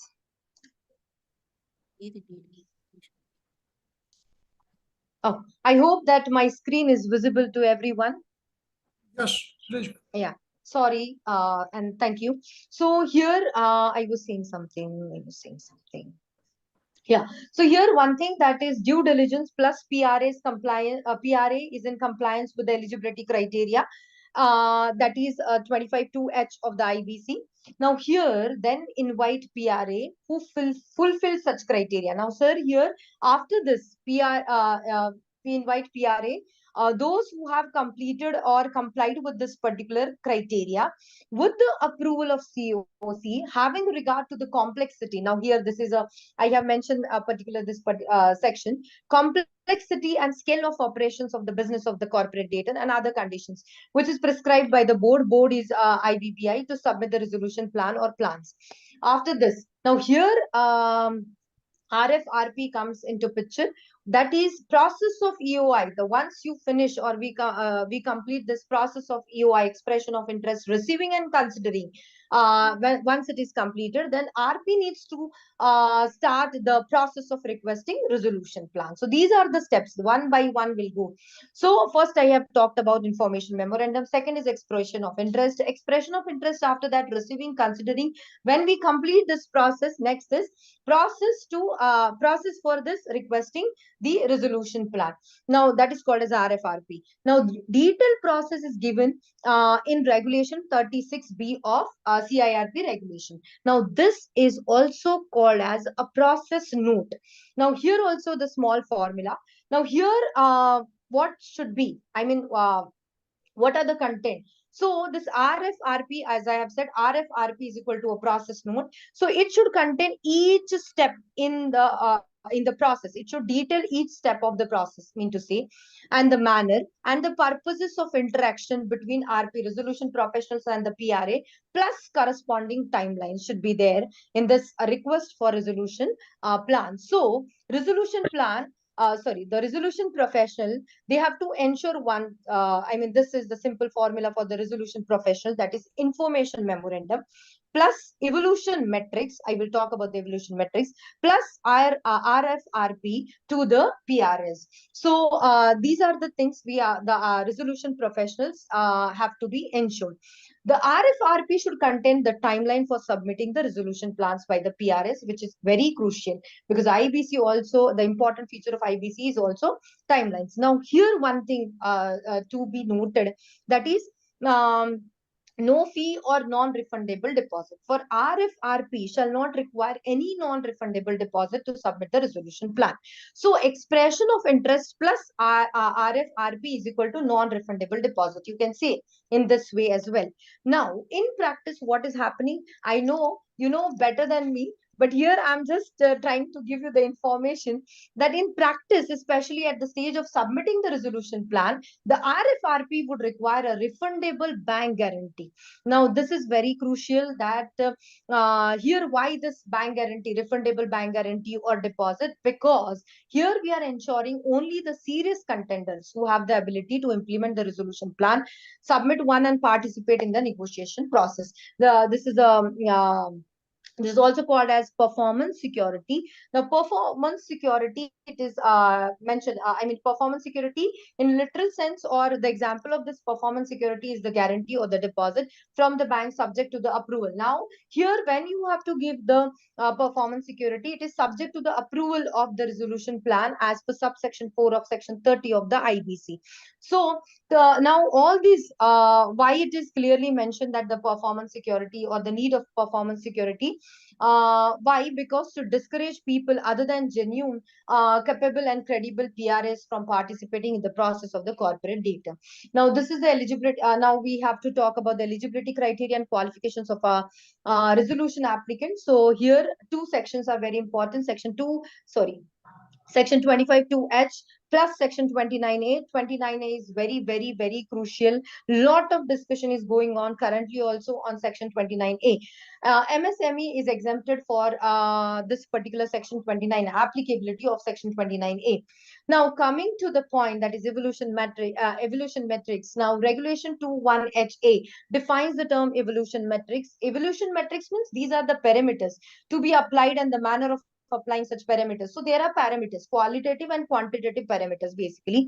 So as approved by the committee for consideration of resolution plan. So basically when we need this evolution metrics, when we have multiple resolution plans. So to compare, basically, we need this evolution metrics. So the evolution metrics is required to be shared with the PRS along with the RFRP. So here one thing, PRA is equal to RFRP plus evolution metrics as well. Now, this evolution metrics lists the criteria on which the resolution plan will be evaluated. Now, in this, basically, the parameters are mentioned that on which the resolution plan, which is submitted by the resolution applicant, it will be evaluated by the committee of creditors. Ultimately, the committee of creditors are the very important or playing very important role in this. So the metrics set out the parameters to be applied as laid down by the committee of creditors for resolution plans being considered for approval. Now, this enables the COC to use, I have said that, to compare one resolution plan with another. So content of the, if you will see the contents of the evolution metrics, here one thing that we should avoid the generic statements that may be subjective and difficult to follow. Here I have one model evolution metrics, but one of the insolvency professionals said that if we follow this model in evolution metrics, it is not it is not a kind of, that it should not be a kind of standard or model that everywhere, every kind of sector it is applicable or where we can apply. So it is a kind of challenge that even if we have this model evolution metrics, not necessary that it is applicable to each and every sector. Okay, so here, can you see my screen? Anybody from you? I request. Can you see this screen? Okay, I hope you can see. So this is a model evolution matrix, which is I can say, yes, which is announced by IPAI, CMAI. So here in this, it is mentioned that what are the qualitative parameters, what are the quantitative parameters. So there is one of the challenge, if you will see very clearly, it is given that experience of resolution applicant in this particular sector in which corporate data is operating. So the percentage is given, the score or range is also mentioned. In quantitative, if you mention that for the upfront payment, if will give more marks, then there is a possibility that will receive less resolution plan. So that is the reason this is one of the challenge that right now I'm not able to give all the details of this particular model because of time constraint. So here one thing I would like to mention, that though it is a model for referring that what should be the content of this evolution matrix, but still it is again one of the part that RP has to ensure that it should vary as per the sector. We should not decide one model and applicable to all the sectors, at least in this particular scenario. When we talk about the insolvency and bankruptcy. So here, I would like to stop and yes. So this is all about the information memorandum, expression of interest, and this evolution metrics. I hope that I could give certain, I have given certain information to all of you. Thank you, sir. Thank you, Parveen, sir. Thank you Thank so you, much. Dr. And thank you, Tripathi. participants. Thank you, Dr. Tripathi, for your simple and detailed deliberations. Thanks a lot. And next one is our speaker, Mr. Hani Satpal. Brief about her. Hani Satpal is founder of HS Legal, advocate and consultant. She is a master in law and commerce. She is qualified company secretary and cost and management accountant as well. Satpal's practice primarily focus on commercial and corporate advisory as well as litigation. She regularly appears before the various benches of NCLT across the country, Honorable NCLAT, Honorable High Court, and Honorable Supreme Court of India. The major practice area involves of the matters including insolvency and bankruptcy proceedings, corporate restructuring, merger and acquisition, and shareholder disputes. She also handles a wide range of corporate law matters, including contract negotiation, drafting, and review, as well as corporate governance and compliance. Along with this, she is also having wide experience in the field of legal field. And with this, I request to Mr. Hani Satpal to share his experience and views with regard to their deliberations. Please. Thank you so much, Praveenji. Thank you so much for inviting me as well. And as I have been allotted a topic to discuss on the recent judicial pronouncements, so I'll be sharing certain recent judgments, which I'll try to remain in the period between 23 to 24. And we'll just discuss certain pronouncement, which I believe that would give some clarity on some questions which actually affect for us running the resolution process smoothly, and also remove the complexities. I'll share my screen to share a small PPT that I could prepare. And if you could just confirm, Praveenji, can you see the screen? Yes, yes. Thank you so much, Mr. Sethi. Yes, visually, Yes, thank you so much. The very first slide, which is opening right now, is the same issue which Ms. Tripti Madam was also discussing with respect to Section 29A. And we have a recent judgment of 2023 of the Supreme Court, Honorable Supreme Court, 29th of November 23, has now decided on 2 or 3 important points where we all IPs were seeking some clarity. Now, this particular matter had traveled up to the Supreme Court because there was one of the resolution plan by the promoter which was rejected by adjudicating authority for the reason that the MSME certificate was taken after the commencement of the CIRP. Now, there are 1 or 2 more cases which I had come across where this understanding was developed by the insolvency professionals. I had recently communicated to 1 or 2, and I could understand that this has been the conception that if, or say the misconception that if a person is a promoter in the company, he is not eligible to give the expression of interest or the resolution plan of his very company, which is clarified now by the Honorable Supreme Court. 2, 3 important points. I will just discuss the brief of the whole case. 2, 3 important points which has been now clarified by Honorable Supreme Court. One is this: just because you are the promoter of a company doesn't make you ineligible to take the participation in the resolution process. To be ineligible, you would have to fall into the criteria of ineligibility which has been provided under Section 29A.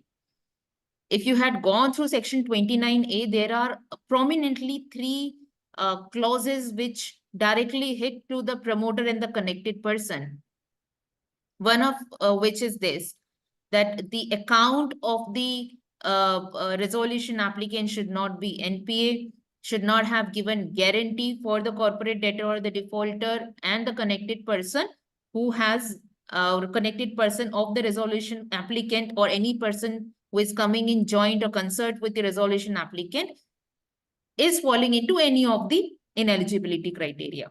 But suppose if there is a promoter and who's he's coming as resolution applicant, the promoter can be individual as well as some body corporate as well, because there are companies, subsidiary company, associate companies of the holding company which are undergoing CRP process. Holding company wants to come and file a resolution plan.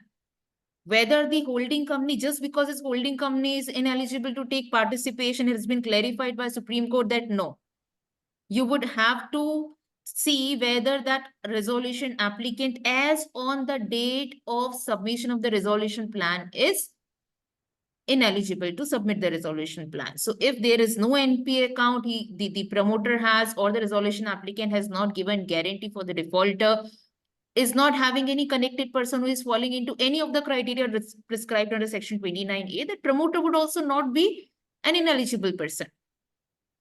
So as MSME has been exempted from these 3 clauses also of 29A, the Supreme Court clarified on that aspect also. When would you see, because there was a very complex question with which everyone was struggling even at the adjudicating authority level then.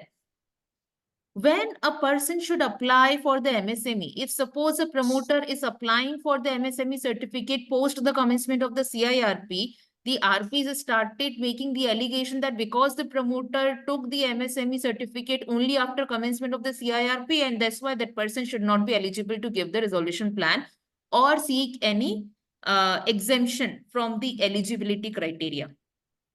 Supreme Court clarified that the Section 29A itself begins with the time of submission of the resolution plan. You have to see the eligibility status.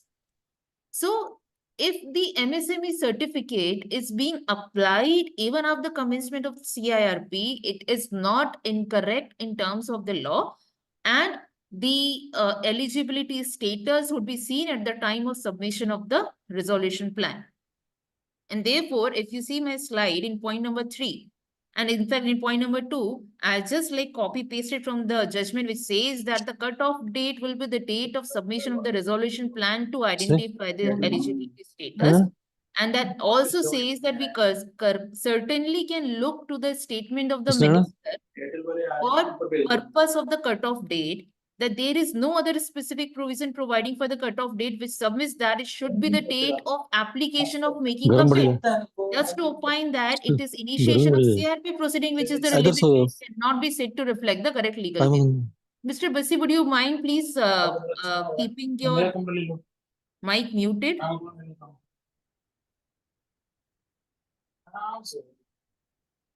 So this is one relevant judgment.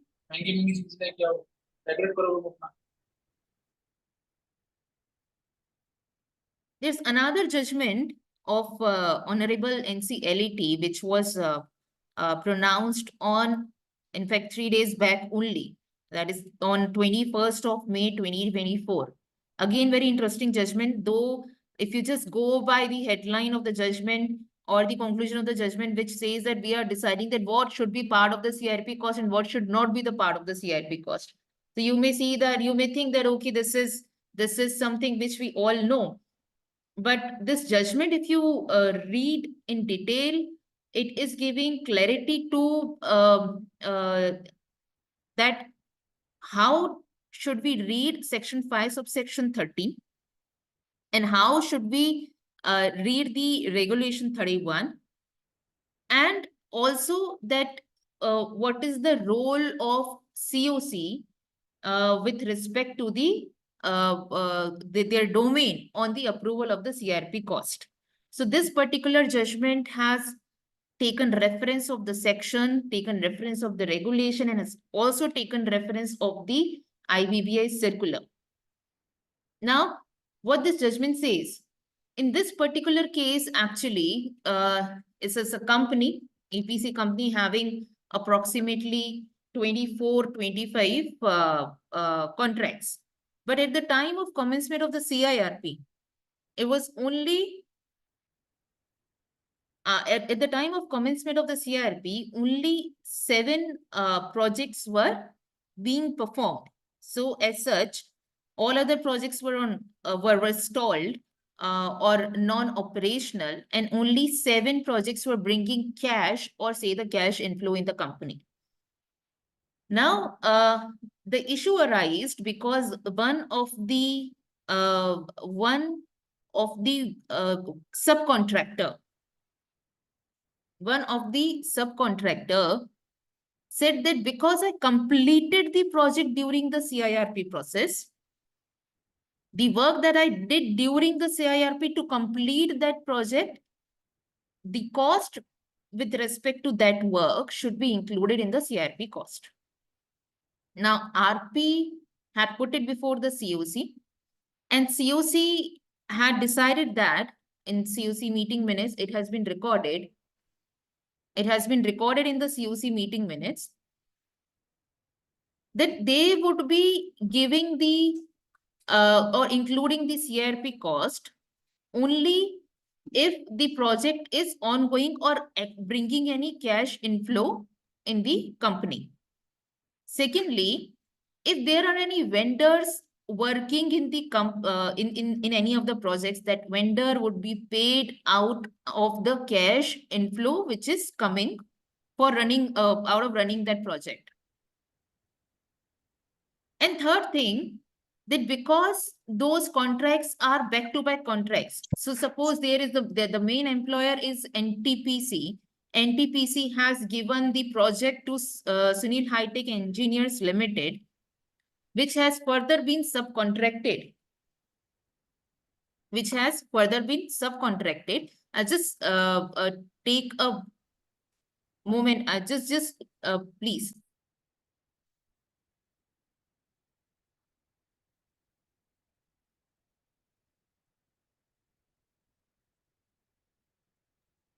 I'm so sorry. I had to attend one urgent call. So this particular COC, the COC said that even if the vendors are being paid, vendors should be paid out of the cash inflow. Now, this particular subcontractor approached the adjudicating authority, and adjudicating authority decided that this amount which he had incurred to complete the project should be included in the CIRP cost, against which the liquidator challenged before the Honorable NCLAT. Now, Honorable NCLAT has decided three important aspects. One is, no matter that your project is getting completed during the CIRP process, if first the RP as well as COC have decided not to include in the CRP cost, it will not be included in the CRP cost, because Section 5, subsection 13, read with the relevant regulation, the last clause of the regulation 31 says that any other cost relating to the going concern of the company and approved by the COC should be included in the CRP cost. So if the COC has not included in the CRP cost, it will not be part of the CRP cost. Secondly, how do you decide that a particular project is or particular cost is directly related to the going concern of the company? So in this particular case, the NCLAT decided that because the project was not bringing any cash inflow in the company, though the project was completed during the CIRP, but that completed project also did not bring any cash, and it was not helping that company to keep its status of going concern. Therefore, this cost cannot be said to be directly related to keeping the company as a going concern. And therefore, and also to read with the the IBBI circular, which had come and clarified that the cost which is directly connected to the going concern of the company and has been approved by the COC can only be included in the CRP cost. Now, because the RP as well as COC during the CRP process did not include it, so no matter the subcontractor has completed the project during CRP and has incurred cost to complete that project, they should not form part of the CRP cost. So this is important because we generally would think because the project got completed by a subcontractor, he submits a bill that I did your work during the CRP process. Whatever expenses that happens during CRP process becomes CRP cost. So this is not the case. You would have to put it before the COC. Let COC approve it. You should connect it with the going concern of the company. So this recent judgment, a lengthy judgment of approximately 27-28 page, gives much clarity on this point. Next, I'll take again a recent judgment. Let's take this. Again, a very small judgment with respect to the moratorium during the liquidation period. That is dated 20th of May 24, again, just 4 days back. Now, this but so we understand that there is one moratorium clause during liquidation process as well. I hope that we all are aware of that. That particular section is section 33, subsection 5. Now, as per that section, the liquidator cannot initiate any legal proceeding without taking permission of the adjudicating authority. And there cannot be any legal suit that can be instituted or continued during the liquidation period. So section 33, subsection 5 brings a new moratorium as soon as section 14 and section 33, subsection 5 would come into place, and that it will restrict the continuation or institution of the legal proceedings against the corporate debtor, and that it also stops the liquidator to initiate any legal proceeding without taking approval of the court. 5-7 minute पर ही text लगे हुए कदम रख रखे हैं सामने. Sorry? No, sorry.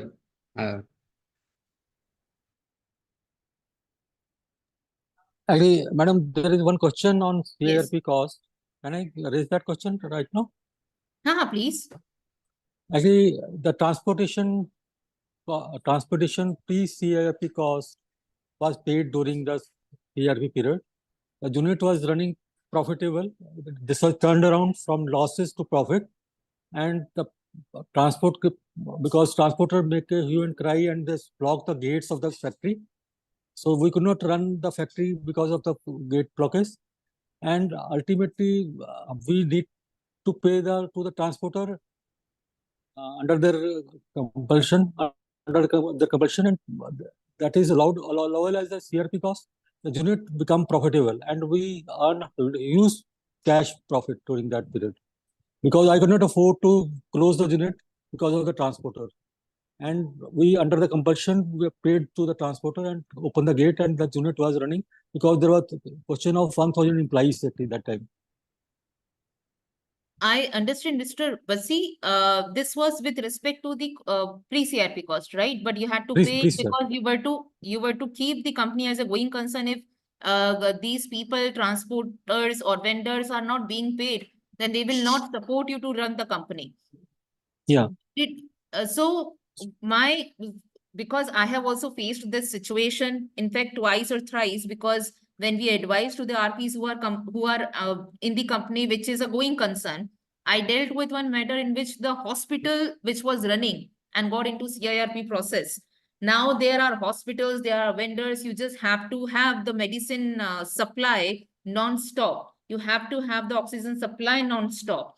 There are companies, or say the steel companies, they need to have coal supply non-stop.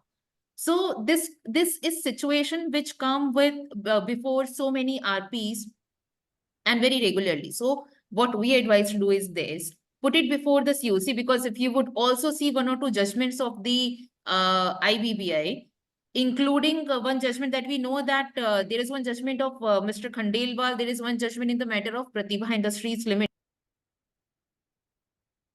Yes, that's right. Again, we put up before the So, COC, but I yes. think the resolution regarding approval was not passed. Was not taken care of that time. But we informed to the COC, and then payment was also made in installments to the transporter, that was fixed with the transporter and was paid in installments. So now actually under the due diligence exercise by the IPA, they are taking note of it and putting it to the DC, saying that this is a pre-CRP cost and all that. So just take reference of these two judgments, because in these two judgments, IBBI has already, because if you are already facing one such query from the IBBI has dealt with this issue in 2-3 cases. If you take reference of the order of Mr. Khandelwal, you take reference of Mr. Anil Mehta's order, which is quite recent one. I think it was passed in last year is only. Right. In which it was discussed that how the pre-CRP cost can be treated. So you have to get the approval of the COC, your CRP cost, in which you are including the pre-CRP cost, because that is in the best interest of the company and to run the company's business without any hindrances. So the approval of the CRP cost was taken as one of the the important criteria if you want to have any exemption or IBBI से माफी चाहिए, तो this was one of the criteria or ingredient that they wanted in both of the judgments. Right. So yes, COC's approval would be very crucial in this case.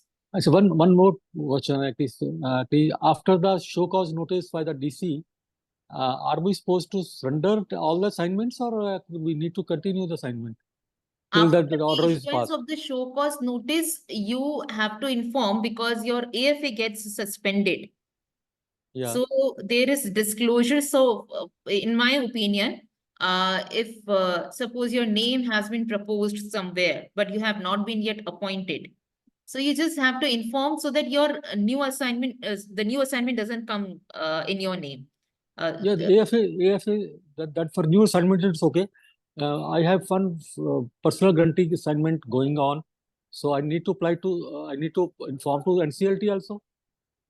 No, once if only show cause notice has come into place, your only AFA gets suspended, but the ongoing cases, you don't have to surrender from the ongoing cases. Okay, that's right. Yes. Thank you very much. Thank you. Yes, it is only that you will not be able to take new assignment. So should I bring it to the notice of the NCLT at this moment or not?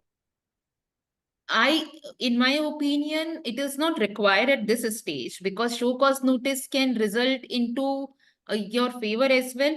And if it doesn't result into your favor, And the generally, as we see, the IBBI puts in its operative part of the order that you would be informing to the COC, and let COC take the decision with respect to the ongoing process, whether they Right. want to continue or they don't want to continue you. Right. So at this stage, in my opinion, if you will not inform, it should not be taken as any non-compliance on your part. Right. Thank you. Thank you very much. Welcome. So, just let me. So as we were discussing this, there is I was discussing about section 33 subsection 5 and section 33 subsection 5, which is the moratorium clause under liquidation process. And the moratorium clause under liquidation process says that the new legal proceeding should not be instituted or continued against the corporate debtor, and liquidator, if want to do that, will have to take the permission. Now, I'm actually carrying two judgments on this particular point. To start with, let's take one smaller judgment on this point.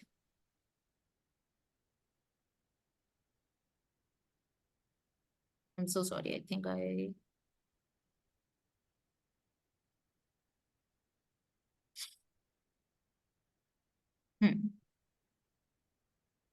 So this was decided on 1st of February 2024. The question which was before the Honorable NCLAT was this, that when adjudicating authority has allowed liquidator to prosecute on behalf of corporate debtor as per section 33 subsection 5, whether liquidator is fully entitled to pursue the writ petition on behalf of the corporate debtor or not. So the short point over here is this, that the liquidator had gone to adjudicating authority, had also taken approval to initiate litigation on some against some specific party. Now that particular see, the permission given by the Honorable NCLT did not say that, yes, specifically I am allowing you to initiate or to approach the Honorable High Court by way of writ petition.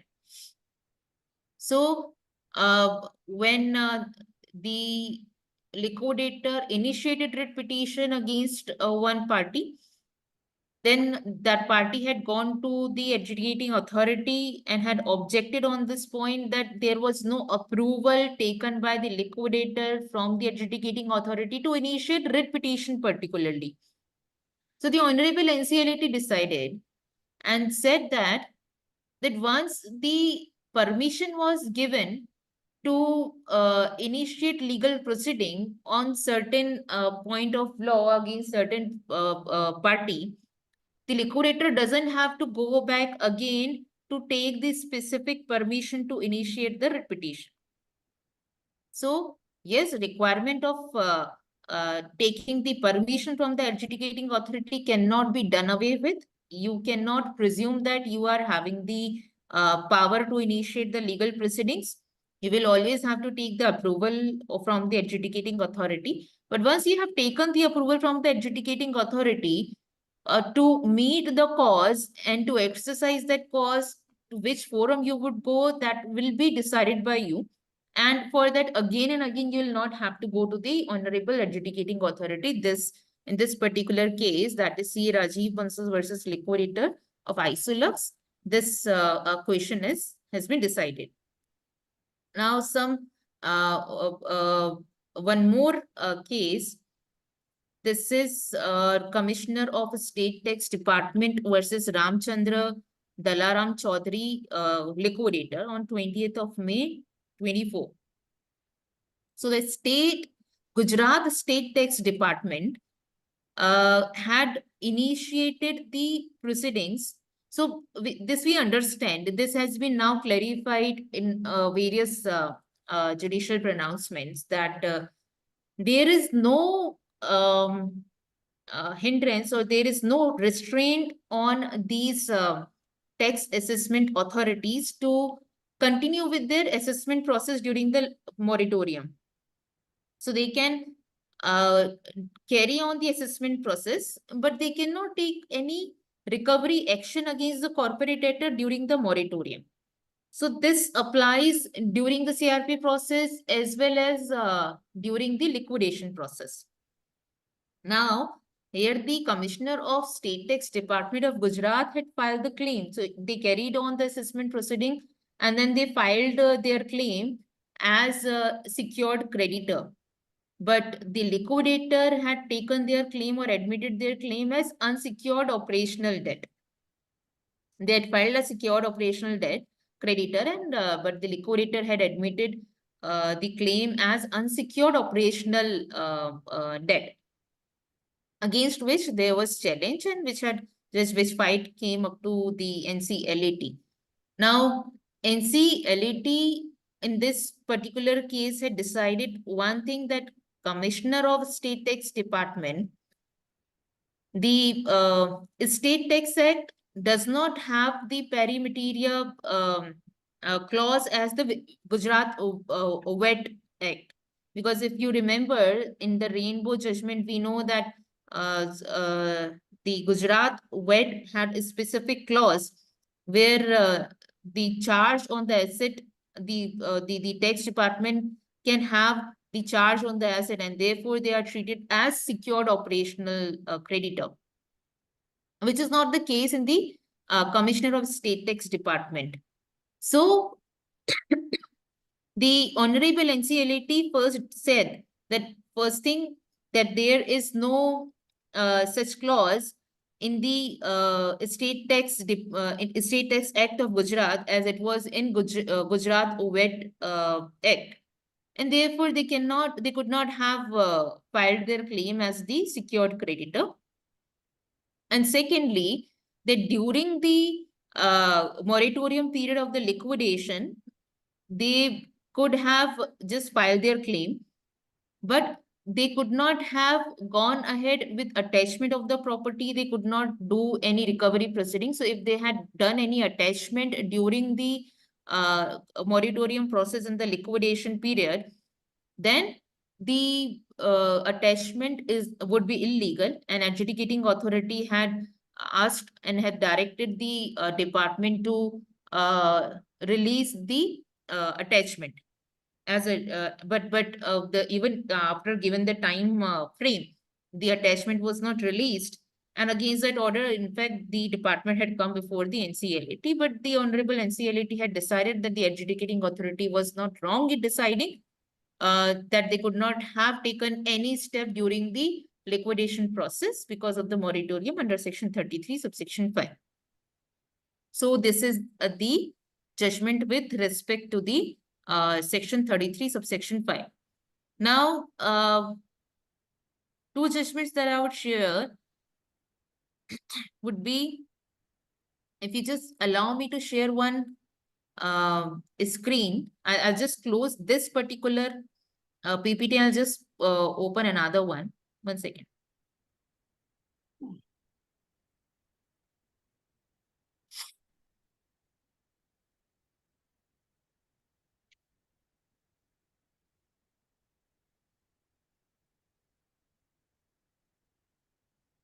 So this is a question which is, though has been decided in various judgments, but we would say still pending before the Honorable Supreme Court till date. So what is the position with respect to the dissenting financial creditors during the resolution process? So number of judgments which have come from the Honorable NCLAT. And to summarize what Honorable NCLAT has decided is this, that we all know the dissenting financial creditor will get minimum of the liquidation value. Now the quarrel was, how do you compute the liquidation value? With respect to the dissenting financial creditors, the computation of liquidation value, particularly if they are the secured financial creditor, then the fight is always on the computation of the liquidation value basis the security interest, or say the value of the security interest to be taken there as liquidation value. Now, various secured financial creditors who during the CRP process, when they analyze that where they are best benefited, if they dissent from the resolution plan, then they have one exclusive security interest in their name. And if they compute the liquidation value of that particular security interest that is coming much higher than the resolution plan, what is provided in the resolution plan, then they decide that, okay, let us dissent from the resolution plan. And if we dissent from the resolution plan, we can have the security interest or equivalent value of the security interest. No, this quarrel had come up to NCLAT, had gone up to Supreme Court. The question, in fact, if we see, is still pending in the Ruchi Soya case because that has now been referred to the larger bench. But because a particular journey has already been taken, a path has been crossed from the NCLAT. Let us just see that what NCLAT till date has decided in that aspect.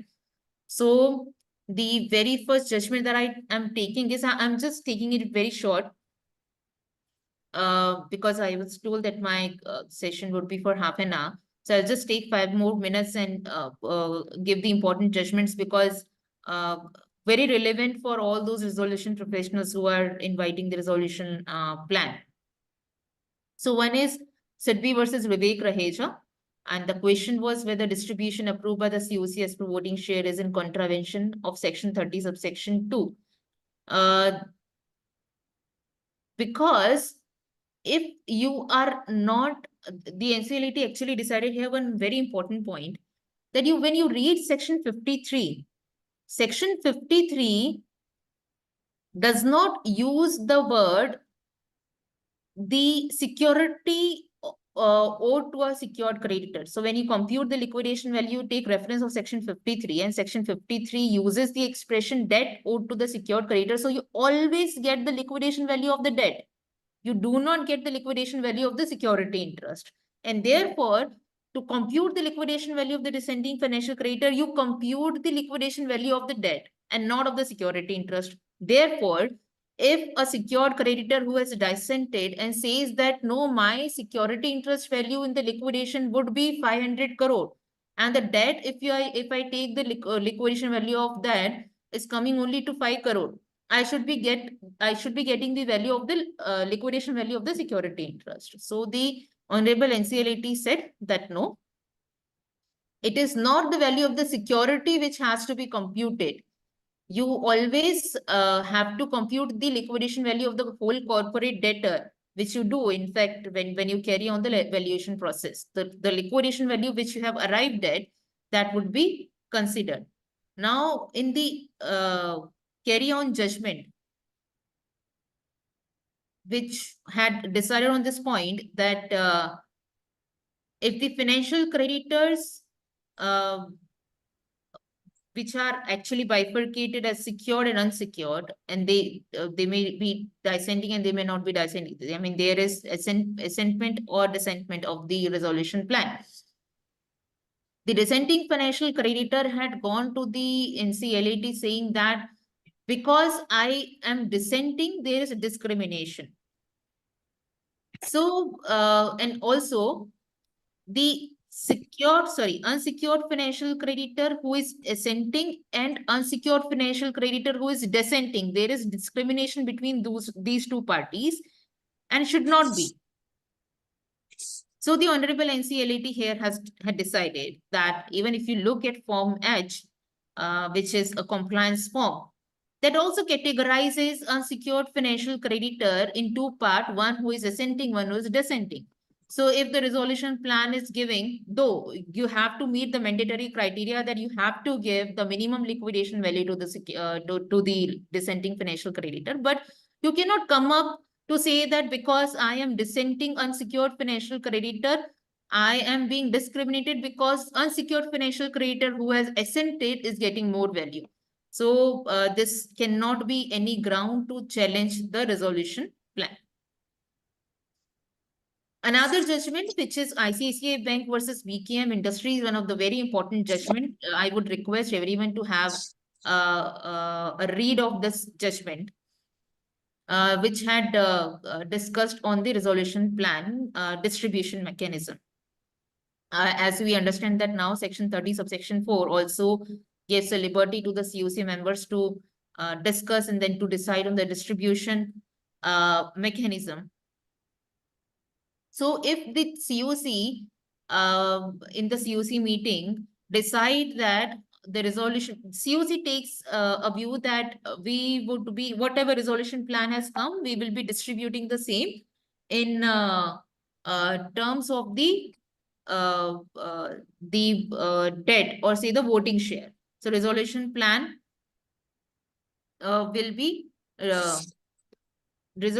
will be distributed between the creditors as per their voting share. If this has been decided by the COC, COC is having the commercial wisdom, they can very well decide on the distribution mechanism. So in this judgment, the decision was taken, or the decision has been given that the COC, it is coming under the COC's domain to decide on the distribution mechanism. Now, this again is very important judgment, which give a reasoning that why liquidation value for the dissenting financial creditor should not be the security interest. If you remember, there was JP's judgment, and after that Amit Metallic's judgment of the Honorable Supreme Court, which had given contrary views to each other. So what were that contrary views? Just give me a moment.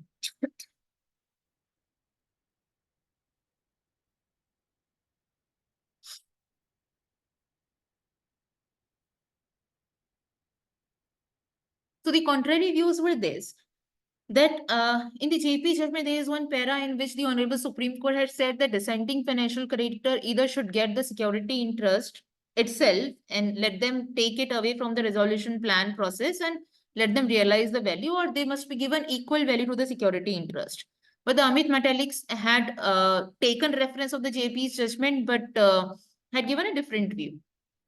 If you read this judgment of Honorable NCLAT, it gives a reasoning that why the dissenting financial creditor should not be given the security interest.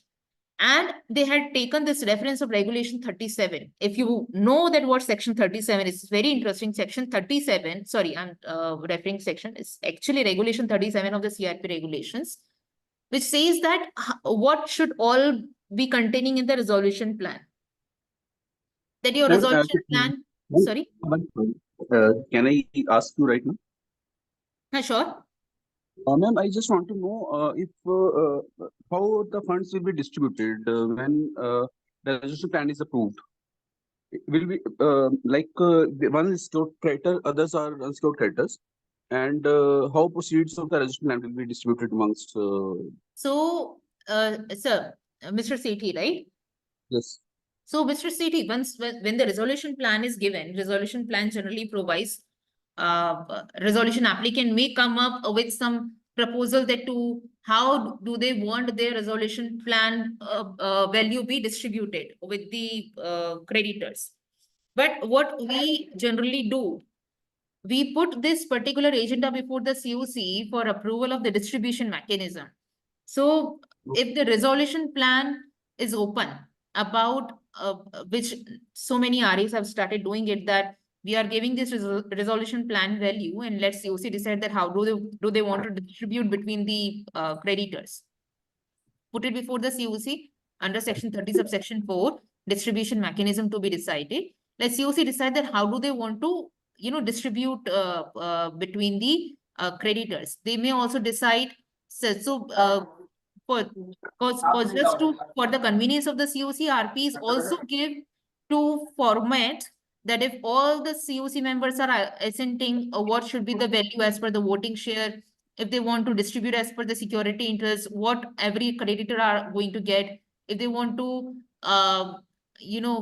distribute as per the voting share, what would be the distribution. So you give as per the convenience of the COC all the formulas and everything, and let's simply decide on the distribution mechanism.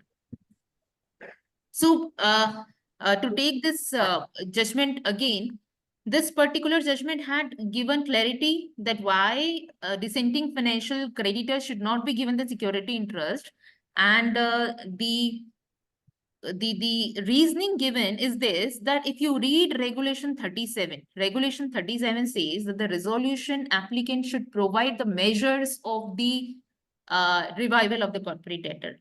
And in those measures, the corporate debtor, the resolution applicant can provide the corporate restructuring, may also provide for sale of any asset. So when you are giving all the authority to the resolution applicant to use the asset of the corporate debtor, in which they can also provide for sale of one or more of the assets of the company, it means that when you start the CRP process, all the security interests come into a pool, and that means that as you say in liquidation process, the creditor has the creditor has the discretion either to relinquish or not to relinquish. In the CRP process, to interpret regulation 37, as soon as the CRP initiates, all the assets are relinquished or deemed to be relinquished in the resolution plan process, because you are giving all the authority to the resolution applicant to deal with the security interest. So therefore, you cannot assume that because there may be one of the secure creditor and that particular secure creditor is going to dissent, you should give that value to that security to that dissenting financial creditor. That would be totally against the very object of the IBC and the CIP process. So this judgment clarifies it, but ultimately, as we see that this you can just have a look at this particular judgment of Honorable Supreme Court, DBS Bank versus Ruchi Soya. The JP and Amit Metallic's reasonings have been discussed because there are contrary views, and therefore it has been now referred to the larger bench of the Honorable Supreme Court. So if you would read this particular judgment, you may have the whole background that till date, what all has happened with respect to the treatment to the dissenting financial creditors, and how the exclusive charge would be dealt in the liquidation process. So I would request to have a reading of these two judgments. One is this DBS, and second would be the this Parana judgment as well, and I was also BKM judgment I was referring to, yes. So with this, because I do not want to just overload you with so many judgments in half an hour. So these are a few recent judgments which I thought that we can have a discussion on in half an hour. So thank you so much for the patient hearing all the participants. Yes, Praveenji. Thanks a lot, Mr. Anish Pandey. I think we need more session from your side. Anytime. Insightful derivations. And Thank you so much, on behalf of Praveenji. Deepa and Yappa, very thankful to the audience, participants, and our great speakers for your valuable times. And this is knowledge sharing webinars. We are organizing every Saturday from 4 to 6 p.m. So thanks a lot for everyone. Thanks, Namaskar. Thank you so much. Have a good evening. Thank you so much.